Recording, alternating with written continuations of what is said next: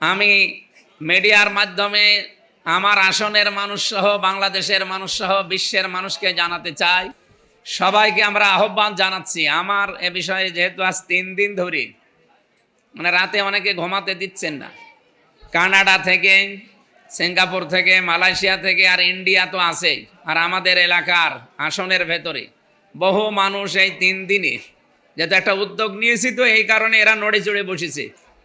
আমরা চাচ্ছি কুষ্টিয়ার মেডিকেল কলেজটা আবার চালু হোক, এবং এর সাথে যে সমস্ত বাধাগুলো ছিল, আজকে প্রায় 3 ঘন্টার বৈঠক ছিল ডিসি সহ যতগুলো মানুষ দায়িত্বে আছে, এবার এটা খোলাও সম্ভব। এই 2 বছর আগেই খোলা সম্ভব ছিল, কিন্তু যারা দায়িত্বে ছিল তারা এদিক ওদিক করে এটা খুলতে পারে নাই। এবং কেন পারে নাই আমি এই 3 দিনে বুঝতেছি।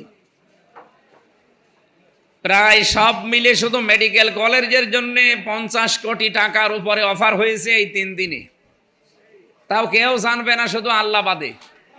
আমি বলেছি না 50 কোটি কেন, 100 কোটি কেন, পুরা কুষ্টিয়া লিখে দিলেও আমি আমার জায়গা থেকে এক চুল নড়ব না। কারণ এই 5 বছর যদি দায়িত্বে থাকি, 5টা টাকা যেন না বাড়ে সেই রকম ভাবে চলতে চাই।